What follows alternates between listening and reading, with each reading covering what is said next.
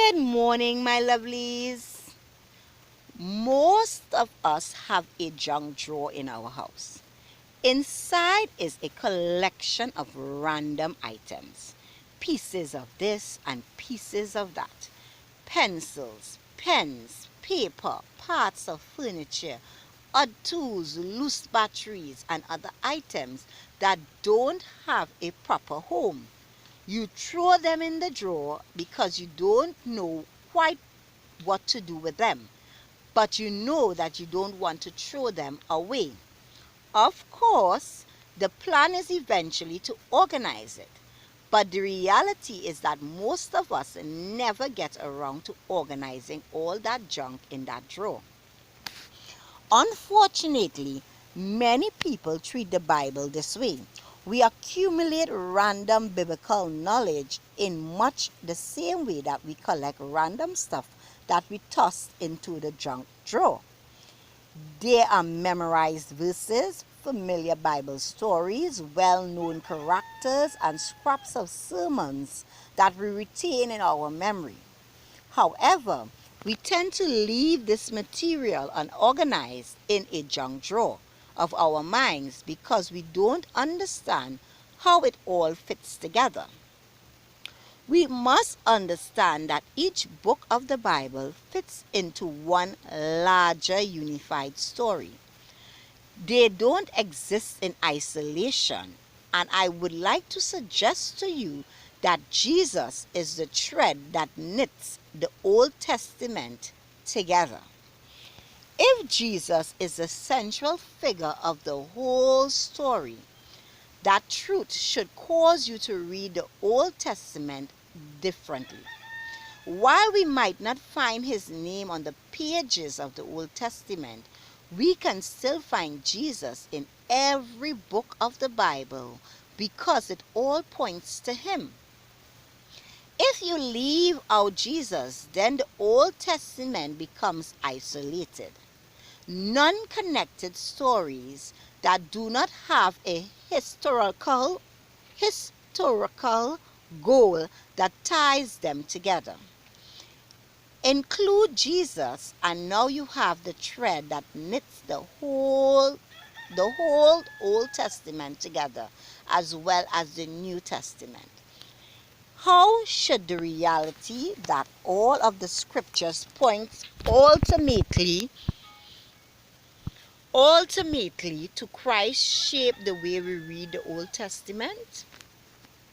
Let's go over to the scripture reading and see why.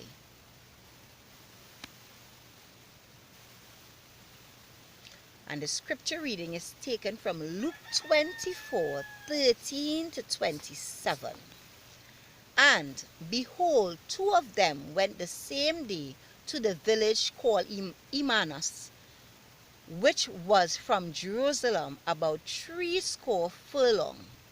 And they talked together of all the things which had happened.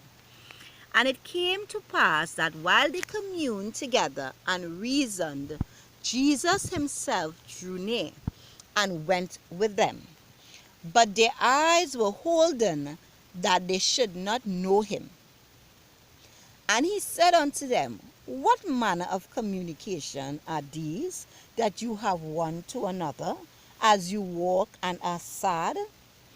And one of them, whose name was Cleopas, answering said unto him, Art thou only a stranger in Jerusalem? Hast not thou known the things which are come to pass there in these days? And he said unto them, What things? And they said unto him, Concerning Jesus of Nazareth, which was a prophet, mighty in deed and word before God and all the people, and how the chief priests and our rulers deliver him up to be condemned to death, and has crucified him. But we trust that he has been, which should have redeemed Israel. And beside all this, today is the third day since these things were done. Yea, and certain women also of our company made us astonished, which were early at the sepulchre. And when they found not his body, they came saying, that they had also seen a vision of angels, which said that he was alive.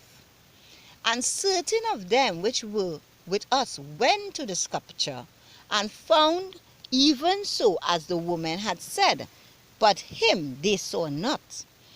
Then he said unto them, O fools, slow of heart to believe all that the prophets have spoken. Ought not Christ have to suffer these things, and to enter into his glory? And the beginning at Moses and all the prophets, he expounded unto them in all the scripture the things concerning himself. And we come to the end of this devotional for the day. Guys, do have a blessed day. Be safe on the nation's road, and don't forget to like, comment, share, and subscribe for more devotionals every morning.